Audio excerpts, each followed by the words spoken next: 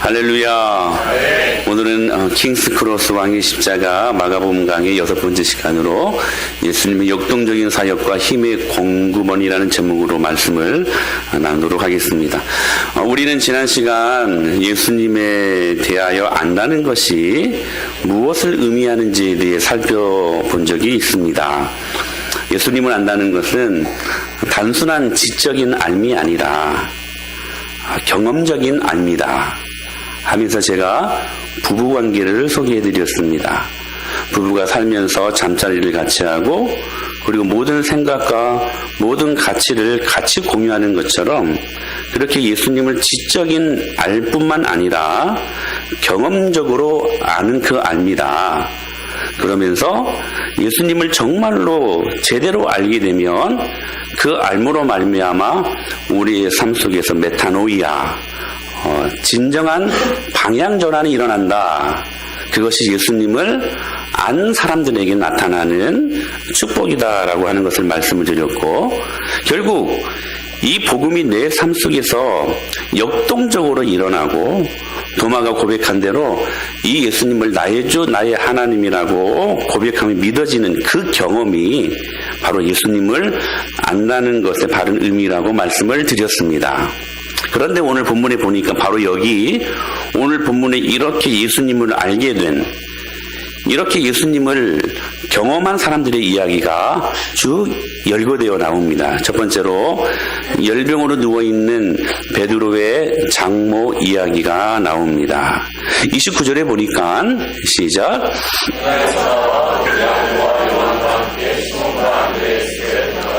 자, 회당에서 더러운 귀신 들린 사람을 내쫓으시고 그리고 난 다음에 바로 이어 회당에서 나와가지고 야고보와 요한과 함께 누구의 집에 갔어요?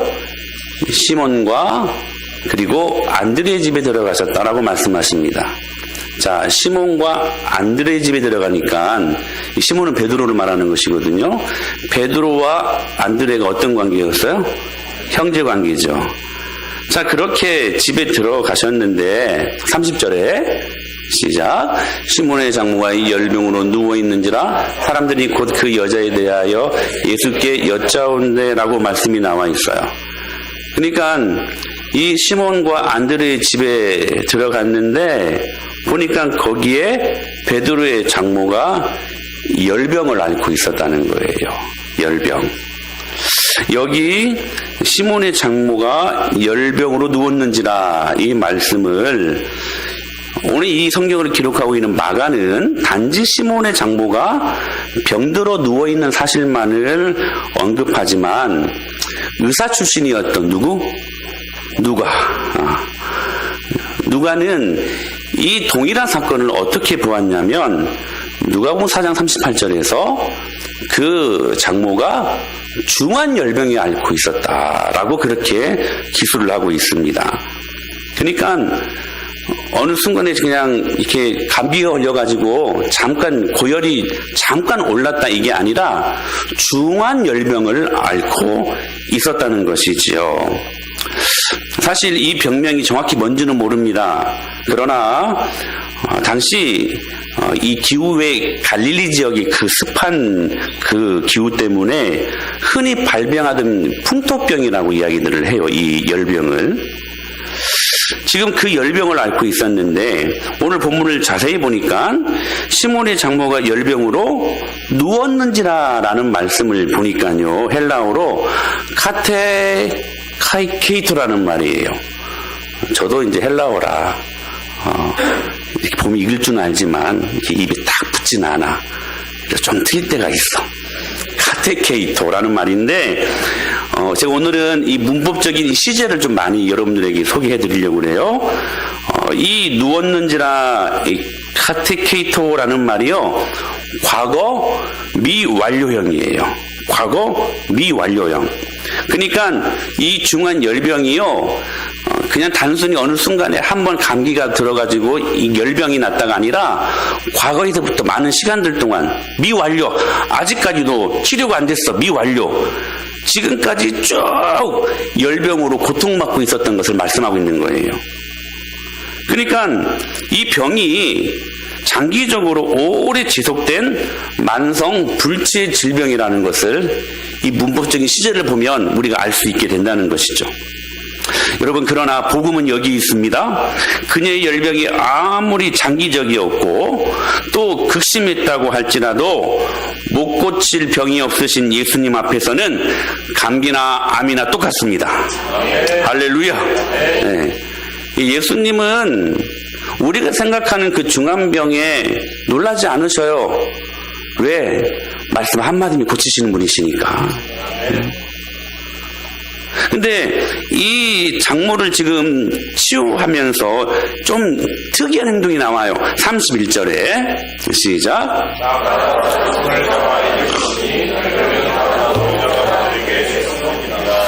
나아가서 그 손을 잡았다고 말씀하고 있어요. 여러분 아십니까? 우리 예수님은요, 스킨십이 굉장히 능하신 분이세요. 저기 후에 1장 41절에 가면 한 나병 환자가 나오거든. 다음 주에 드릴 말씀인데, 그 고름이 흐르는, 누가 상종하기 싫어하는 그 나병 환자도 이렇게 말씀하세요. 시작. 손을 내밀어 그에게 대심에 이르시되 내가 원하노니 깨끗함을 받으라 하시니라고 말씀을 하세요. 예수님은 치료하시면서 터치를 하셨어요. 스킨십을 하셨다는 거예요. 이 행동이 어떤 의미를 담고 있는 것일까? 여러분, 이 행동은 환자에 대한 예수님의 적극적인 사랑을 나타내주고 있는 거예요. 저는 여러분, 누군가를 사랑하면 이렇게 이 표현 잘해야 되는데 막 만지고 싶어. 아니, 이거 정말 조심해야 되는데 큰일 났네. 저는 제 아들을 너무 사랑해요. 그래서 막 이렇게 지금 이제 고등학교 1학년 올라가는 지금도 막 만져요. 막 배도 만지고 막. 우리 하연이 얼마나 사랑스러운지 막 예쁘잖아요. 막 스킨십이 되잖아요. 여러분, 스킨십을 왜 합니까? 물론 도가 지나치면 안 됩니다. 근데 사랑하니까 만지게 되거든요. 왜 이 열병을 앓고 있는 장모를 잡았는가, 잡아 일으켰는가? 왜 나병 환자, 그 고름이 흐르고 있는 그 나병 환자를 왜 손을 대셨는가? 사랑하셨기 때문에 그래요. 베드로의 장모라 혜택을 준 게 아니고 그 장모 자체를 예수님이 사랑하고 계시는 거예요. 사랑하는 여러분, 주님이 왜 우리 기도에 응답하십니까? 우리를 사랑하시니까. 주님이 왜 여러분들을 치료하십니까? 우리를 사랑하시니까. 그래서 하나님은 사랑이십니다. 모든 사역을 사랑으로 감당하셨어요. 근데 한편 이 장면을 누가는 이렇게 표현하고 있어요. 같은 사건을 보면서 시작.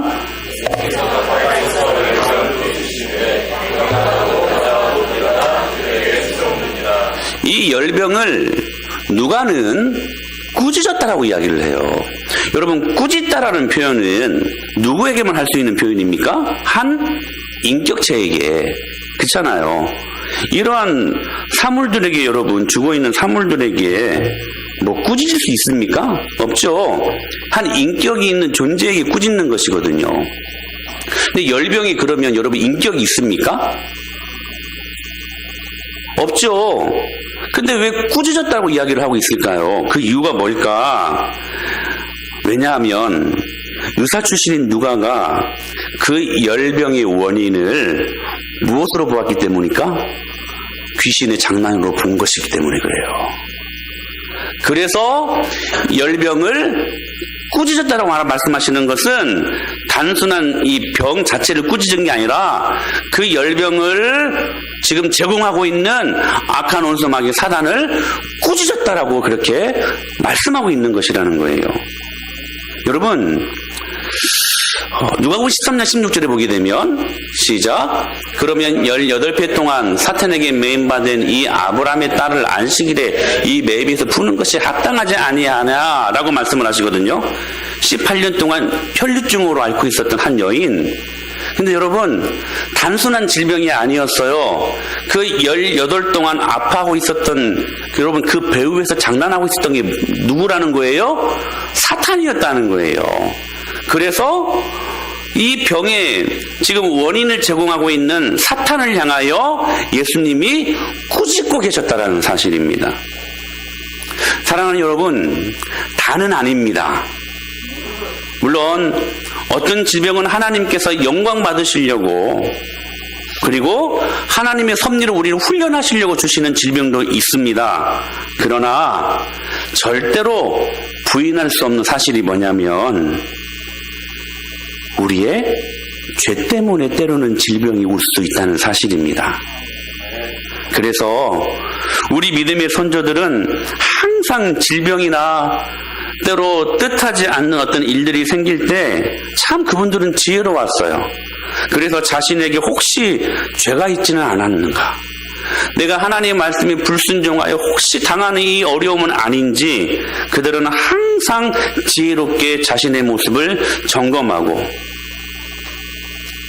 그래서 내가 지금 주일 성수는 잘하고 있는가, 내가 예배는 나왔는데 예배를 통하여 주님을 만나는 감격과 기쁨을 갖고 있는가, 내가 주님 주신 물질 11조는 정확히 잘하고 있는가, 내가 하나님 말씀이 이렇게 잘 받아들여지고 그리고 순종이 잘 되고 있는가 하는 것을 우리 믿음의 선조들은 때로 아플 때, 때로 문제가 생길 때 항상 이러한 부분들을 잘 체크하고 점검하는 그러한 지혜로움이 있었다는 것이죠. 그래서 만일 체크를 했는데 죄로 인해 내가 경험하는 아픔이라면 그들은 여러분 어김없이 하나님 앞에 회개했습니다. 여러분 기억하십시오. 죄 때문에 임하는 아픔과 문제라면 여러분 그 문제 회개하면 해결됩니다. 할렐루야. 할렐루야. 회개하면 고침받아요. 죄로 인한 것이라면 그게. 그래서 여러분 야고보서 5장 16절에 이렇게 말씀하고 있어요. 시작.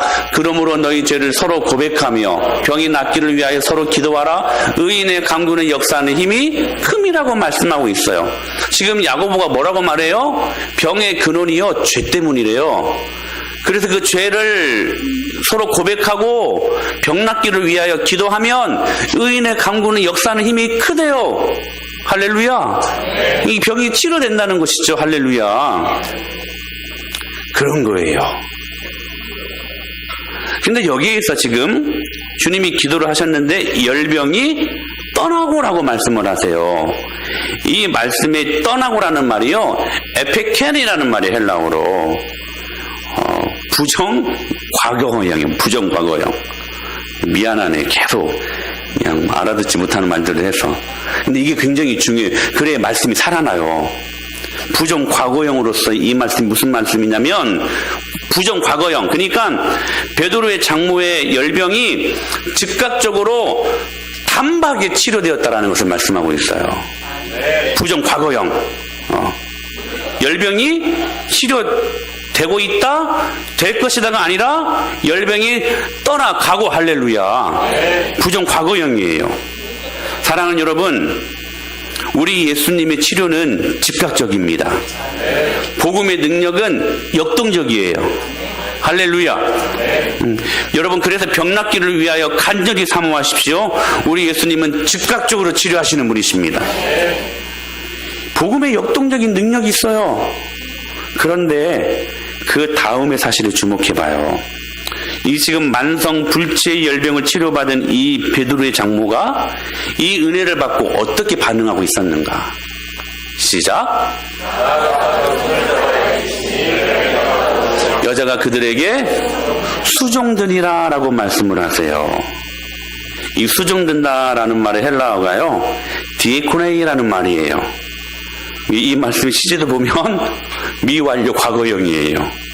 그러니까 미완료, 아직 그 섬김이 끝나지 않았어. 계속 섬기고 있었다라는 것을 말씀하고 있어요. 자, 보세요. 열병이 치료되었습니다.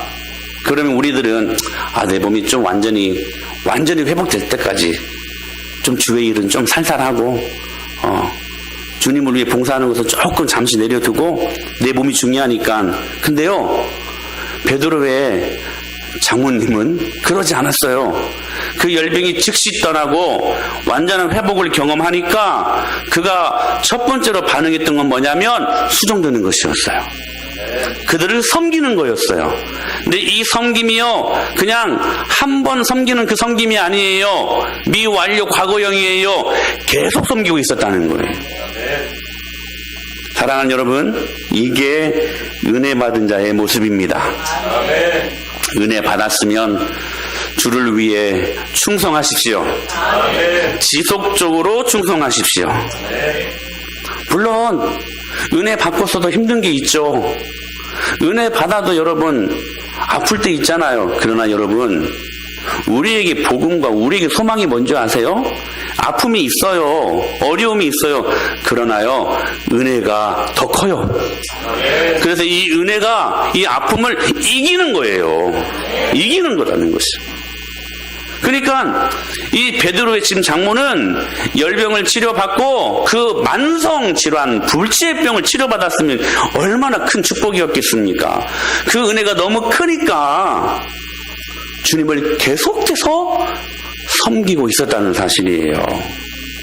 여러분, 저는 오늘 여러분들이 명절 끝이라 오늘 교회 나오는 것이 솔직히 너무나 당연한 일이지만, 이런 건 칭찬할 필요는 없어. 너무 당연한 거니까. 근데 하여튼 잘 하셨어요. 너무 잘 오셨어. 쉽지는 않아. 근데 여러분이 왜 이 명절 끝임에도 불구하고 이 자리에 나왔는가? 여러분에게 은혜가 있기 때문에 그래요. 은혜가 있으니까 주님을 예배로 섬기고 싶어서, 은혜가 있으니까요, 주님의 은혜가 내 안에 풍성하니까 이것을 계속해서 표현하고 싶은 거예요. 사랑하는 여러분, 은혜 받았으면 주를 위해 충성하십시다. 그래야 그 은혜가 충성과 헌신을 통해 지속됩니다. 여러분, 은혜를 받으면 그 은혜가 지속되기 위해 또 은혜를 받아야 된다고 생각을 하죠. 물론 맞는 말입니다. 근데 다 맞는 말은 아니에요. 은혜를 받았으면 그 은혜가 어떻게 지속되냐면 우리의 헌신과 우리의 충성을 통하여, 수고로움을 통하여 그 은혜가 지속될 수 있다는 사실이에요. 여러분, 그 충성으로 힘든 게 아니라 그 충성으로 역동하는 재미있는 삶을 우리가 살 수 있게 되는 것입니다. 주님이 우리에게 얼마나 많은 은혜를 주셨습니까? 그 은혜를 생각하면 여러분 자다가도 막 벌떡 일어나지지 않습니다. 저는 그래요. 갑자기 제가 어제 그제부터 여기 어금니 크라운 한 게 이렇게 너무 막 아픈 거예요. 너무 아픈 거예요. 막 조금 차가운 것만 들어가도 막 너무 시리고 아파가지고, 그 안에서도 은혜를 발견했네요. 요즘 제가 좀 많이 먹고 있거든요. 하나님 못 먹게 하시려고, 건강 지키게 하시려고 은혜를 찾아보려니까요, 별게 다 감사해요. 사랑하는 여러분, 은혜가 이깁니다. 은혜가 이겨요. 우리가 은혜를 받았다고 해서 불편하고 어려운 게 사라지는 게 아니에요. 여전히 존재합니다. 그런데 은혜가 여러분 크면요, 이 모든 것들이 이기게 되어 있어요. 두 번째, 또 그 이야기가 나오는데 모든 병자를 치료하고 귀신 들린 사람을 내쫓는 이야기가 나와요. 우리 32절 말씀 보실까요? 시작. 저물어 해질 때에 모든 병자와 귀신 들린 자를 예수께 데려왔다. 예수님이 이렇게 기적을 베푸시니까요, 폭발적인 소문이 온 갈릴리에 쫙 퍼져버렸어요. 그렇게 퍼지자 뭐라고 말씀하셨어요? 모든 병자와 귀신 들린 자를 예수께 데려왔다라고 말해요. 계속 연이어서, 데려온다라는 말이 헬라어로 무슨 말이냐면 에페론이란 말이에요. 시제가 뭐냐면 미완료 시제예요. 계속 오는데 미완료, 아직도 완료가 안 됐어. 계속 오고 있었다는 거예요. 얼마나 많은 병자들이 있었으면, 얼마나 많은 귀신 들린 사람들이 있었으면 예수님께 치료받고자 그 모여든 사람들이 계속해서 몰려들었을까. 계속 연이어서 많은 병자들과 귀신 들린 사람이 예수님을 찾아왔다는 거예요. 사랑하는 여러분, 사실 우리 중에 안 아픈 사람이 누가 있습니까? 다 아프잖아요. 마음이 아픈 사람이 있고, 정신이 아픈 사람이 있고, 때로는 만성 질환으로, 불치의 병으로, 급성 질환으로. 여러분, 우리 주위에 보면 안 아픈 사람 한 명도 없습니다. 왜 그렇습니까? 죄가 그 아픔을 가져다 주기 때문에 그렇다는 거예요. 예수님께서 지금 병자를 치료하시고 귀신을 내쫓아내시는 이 사역들이 결국 죄의 문제를 다루시고자 하시는 예수님의 마음을 발견할 수 있게 된다는 것입니다. 여러분 보십시오. 예수님이요, 모든 병자를 치료하시고 귀신을 내쫓으시고 그냥 질병을 치료하실 뿐만 아니라 항상 공통적으로 어김없이 다루셨던 문제가 있었어요. 죄의 문제였습니다. 그러면서 하시는 말씀이 내 죄사함을 받았느니라. 이 말씀을 꼭 그 밑에 갖다 붙이세요. 내 죄사함을 받았느니라. 무슨 말씀이냐면 상당수의 질병과 아픔이 죄의 문제 때문에 일어나게 되었다는 사실입니다. 그래서 여러분 예수님의 그 사역의 정체성에 대해서 이렇게 본인 스스로가 말씀하셨어요. 시작. 예수께서 대답하여 이르시되 병든 자에게라 쓸데있나니 내가 의인을 부르러 온 것이 아니요 죄인을 불러 회개시키러 왔노라 라고 말씀을 하시는 것이죠. 그런데 눈여겨볼 말씀이 있습니다. 여러분 지금 이 사역을 지금 어디에서 하고 있는가 하는 거예요. 32절 말씀에 시작. 33절 온 동네가 그 문 앞에, 어느 집 문 앞일까요? 베드로와 안드레의 집 문 앞에. 그쵸? 29절에 그렇게 말씀하셨잖아요. 29절 시작. 회당에서 나와 곧 야고보와 요한과 함께 시몬과 안드레의 집에 들어가시니. 여러분 여기 집이라고 말하는 이 집이라는 헬라어가요 오이키아라는 말입니다. 오이키아. 집이라는 단어를 볼 때 우리는 당연히 우리가 사는 일반적인 하우스 집을 떠올리게 되는데요. 마가가 이 단어를 사용할 때 우리가 히브리적인 어떤 관점을 볼 수 있어야 돼요. 즉 오이키아는 초대교회 성도들의 성전 교회였습니다. 가정교회. 마가 요한의 다락방에서 예루살렘 교회가 시작되었습니다. 빌립보 교회는 자주색 옷감 장사 누구? 루디아를 통하여서 그 집을 통하여서 시작되어졌어요. 지금 베드로의 장모와 그 모든 병든 자를 치유하고 귀신을 내쫓아내는 일을 어디에서 하고 있습니까? 안드레와 베드로의 집 오이키아 곧 교회 공동체였다는 사실입니다. 지금 교회에서 이 수많은 병자들을 치료하고 계시는 예수님의 모습을 발견하게 되더라는 거예요. 그러므로 여러분 교회는 병원입니다. 죄인들이 모인, 죄로 물든 환자들이 모인 병원입니다. 나도 아픈데 누구 아프다고 여러분 우리가 힐난하거나 조롱할 필요가 없어요. 다 같은 환자이기 때문에. 그 아픔을 가지고 사랑하는 여러분 교회라는 병원으로 나오시기를 축복합니다. 그리고 치료 받으시기를 바랍니다. 때로 치료받을 때 아파요. 왜?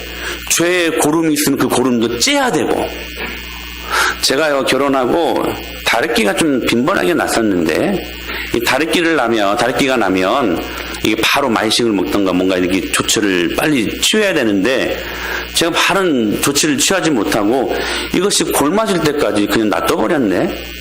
근데 집에서 어떻게 할 수가 없어가지고요 안과에 갔었어요. 근데 여러분 이 다래끼는 다른 방법이 없더구만요. 그냥 이 칼 같은 걸로 살짝 떠가지고 그 선생님이요 그냥 장갑 끼고 그냥 막 째더라고요. 얼마나 아팠는지 모릅니다. 여러분, 다리끼는요, 좀 초장히 잡으십시오. 때로 여러분, 다리끼를 째하듯이 우리 죄에 고름이 있으면 여러분 그 고름을 째야 되지 않겠습니까? 죄에 고름덩어리가 있으면 여러분 때로는 여러분 이 칼로 도려내야 되지 않겠습니까? 그때 아파요, 안 아파요? 아프죠? 아프죠? 그러나 여러분 이거 제거해야 우리 안에 온전한 축복이 임하는 건 아니겠습니까? 여러분, 교회는 병원입니다. 여러분, 치료받으러 나오십시오. 그리고 치료 받으십시다. 그때 영혼의 자유함이 우리 안에 하나님의 축복으로 임하게 된다는 사실입니다. 그래서 여러분, 말라기 4장 2절에서는 이렇게 말씀하셨어요. 시작. 내 이름을 경외하는 너희에게는 공의로운 해가 떠올라서 치료하는 광선을 비추리니 너희가 나가서 외양간에서 나온 송아지같이 뛰라. 할렐루야. 여러분, 공의로운 해가 누굽니까? 예수 그리스도십니다. 예수 그리스도께서 하나님의 말씀이라는 치료하는 광선을 비추셔서 우리의 죄악을 태우시고, 할렐루야, 우리의 죄악을 도려내시고 참된 하나님의 영광 송아지같이 뛰리라. 이 은혜를 우리에게 허락하신다는 거예요. 여러분, 이 예수 그리스도의 치유의 도구는 뭐냐? 다음 시작. 하나님의 말씀은 살아있고 활력이 있어 좌우의 날선 어떤 검보다도 예리하여 혼과 영과 및 관절과 골수를 찔러 쪼개기까지 하며 또 마음의 생각과 뜻을 판단하신다고 말씀하십니다. 사랑하는 여러분, 하나님의 말씀은 여러분의 죄악을 도려내고, 여기 검이라고 이야기했잖아요. 정확히 메스입니다. 메스. 수술하는 칼이에요. 이게 하나님 말씀의 역할이래요. 이게 기능이래요. 하나님의 말씀은 우리의 더러운 죄악의 고름덩어리를 도려내고, 할렐루야, 우리의 혼과 영과 및 관절과 골수를 찔러 쪼갠다. 정확히 오퍼레이트란 말이에요. 오퍼레이트가 뭐예요? 수술하다. 여러분, 하나님의 말씀이 교회 안에 풍성하게 임재할 때에 그 하나님의 능력의 말씀이 우리를 눈에 보이는 어떤 현상적인 축복으로 인도하시는 것이 아니라 죄의 문제, 이 죄의 문제를 해결하시는 유일한 방편이요 도구가 되신다는 말입니다. 사랑하는 여러분, 그러므로 하나님의 말씀으로 치료받으러 교회에 나오십시다. 아멘.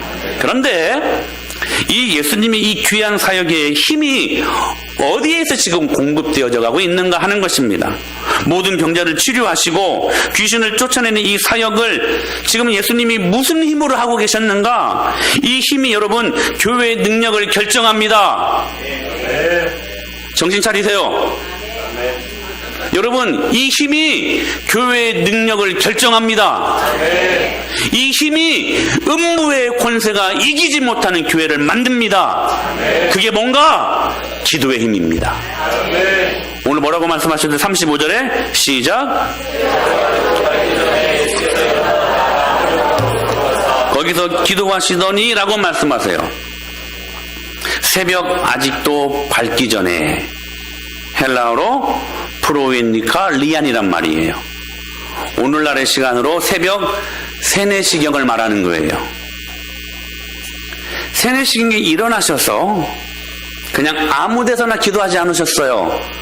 예수님의 기도처가 계셨어요. 한적한 곳. 그것이 어딘지는 정확히 몰라요. 그러나 갈릴리 가버나움 교외로 나가 광야지대로 추정되는 곳이에요. 이곳에 가셔서 예수님은 성부 하나님을 만나시는 작업을 하셔요. 시간을 통제했고, 그리고 장소를 통제했습니다.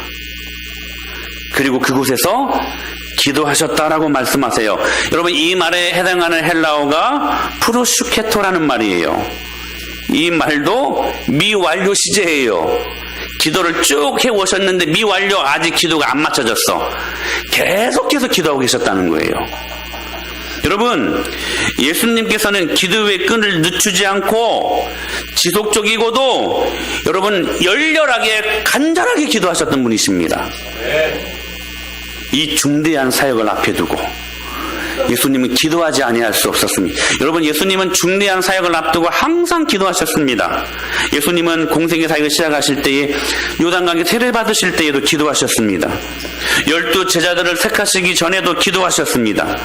오병이어의 이적을 베푸실 때와 그 일 후에도 기도하셨습니다. 변화산에서도 기도하셨습니다. 베드로가 자기를 3번 부인하기 전 그를 위하여 기도하셨던 분이십니다.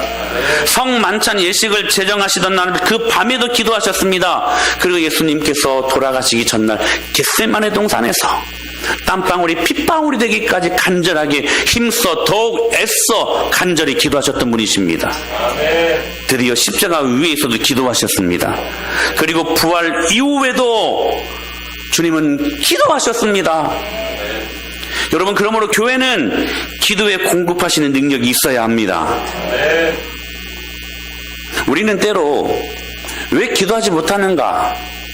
그 이유에 대해서 한결같이 하는 말들이 있어요. 바빠서요. 시간이 없어서요. 힘들어서요. 여러분 아십니까? 힘들면 더 기도해야 됩니다. 마음에는 육신으로 돼, 마음인 원이로 돼, 육신이 약하도, 이 말씀은 마음은 원인데 육신이 약해도 못하겠다는 말이 아니라 육신이 약하기 때문에 더 기도해야 된다는 거예요. 말씀을 여러분 편의에 따라서 여러분 대충 이렇게 끌어당기지 마세요. 바빠서일까요? 힘들어서 기도 못하는 것일까요? 아니요. 기도의 중요성을 모르기 때문에 그렇습니다. 기도가 얼마나 중요한 일인가, 그걸 모르기 때문에, 그래서 해도 되고 안 해도 되고의 문제로 우리가 그냥 생각한다는 거예요. 여러분, 만일 바빠서 정말 시간이 없어서 기도하지 못한다면 우리 예수님의 사역의 타임테이블을 한번 보십시다.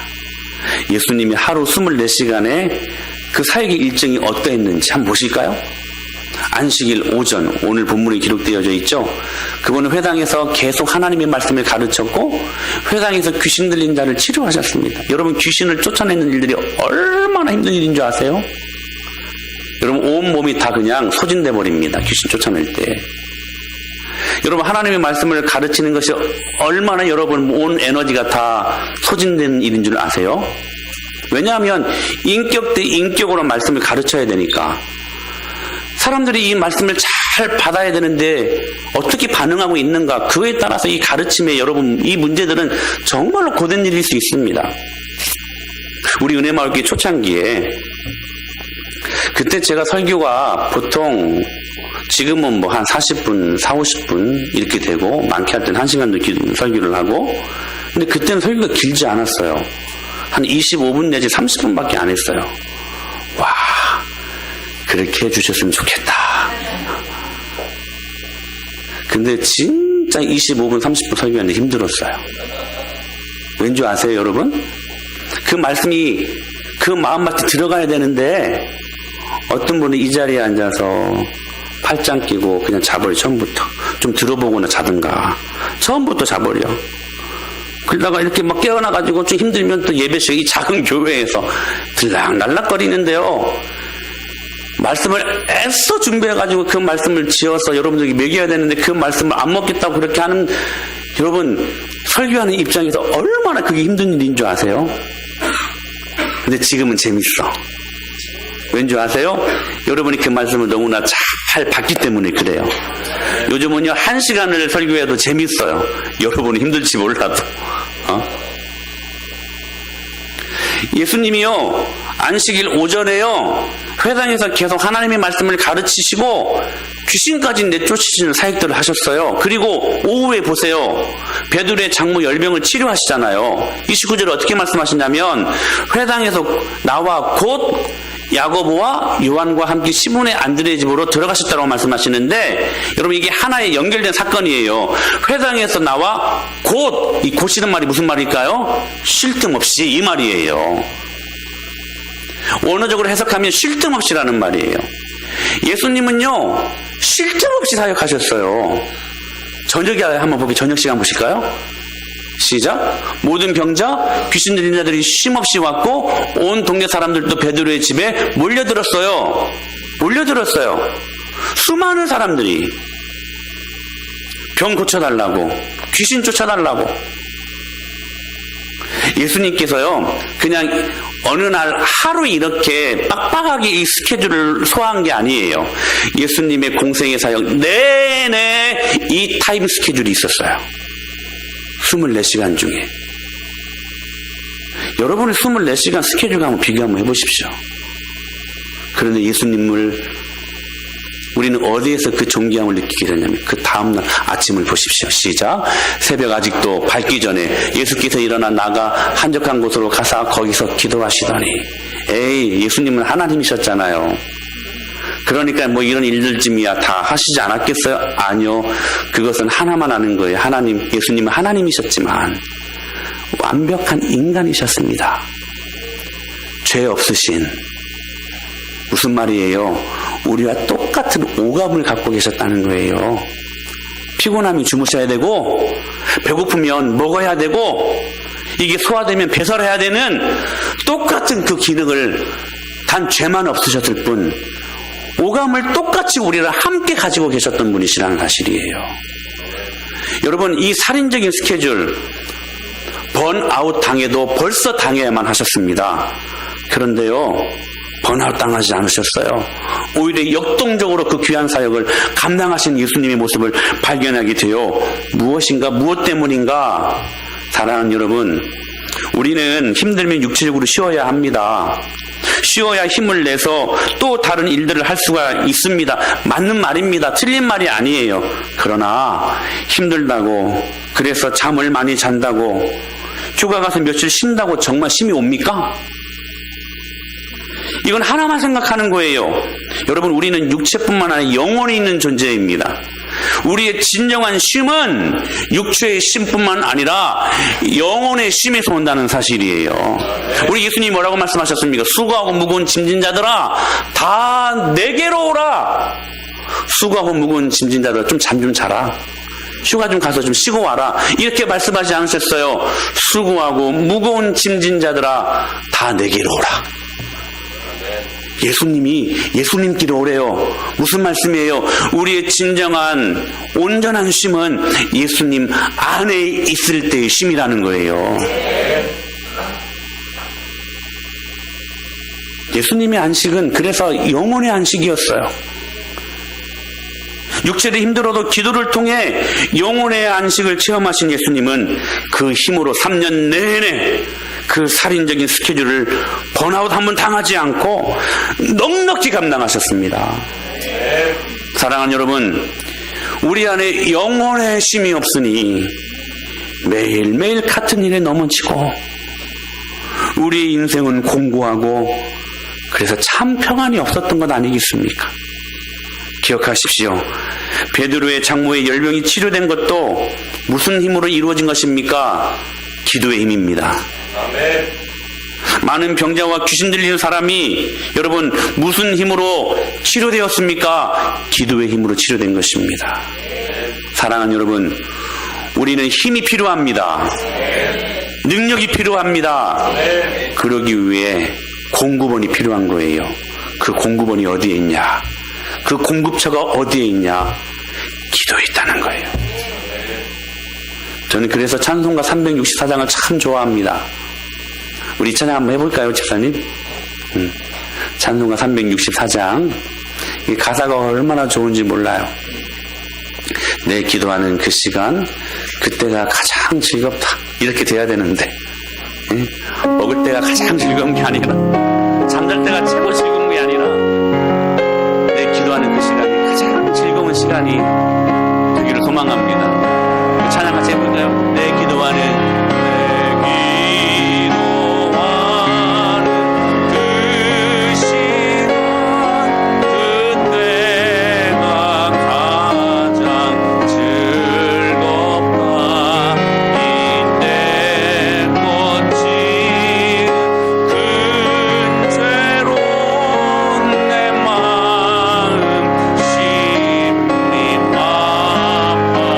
참 마음으로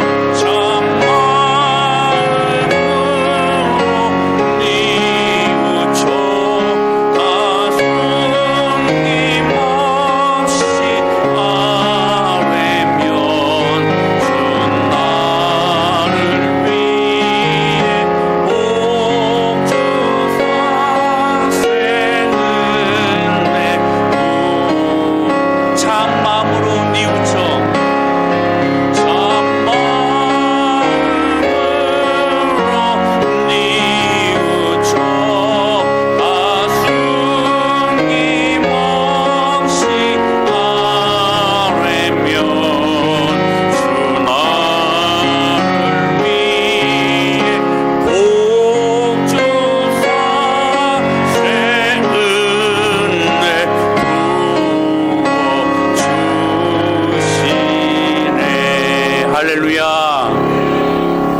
우리가 주님 앞에 그렇게 시간을 통제하고 공간을 통제하여 주님 앞에 간절함으로 기도하는 그 시간에 주님이 우리에게 복을 주시고 세상을 이길 수 있는 새 힘을 부어주십니다. 우리가 그 힘으로 살아가는 거예요. 할렐루야. 그 능력으로 살아갈 때 틀림없습니다. 주님 주시는 영광을 믿음으로 경험하는 이번 한 주 될 수 있게 되기를 예수님의 이름으로 간절히 축복합니다.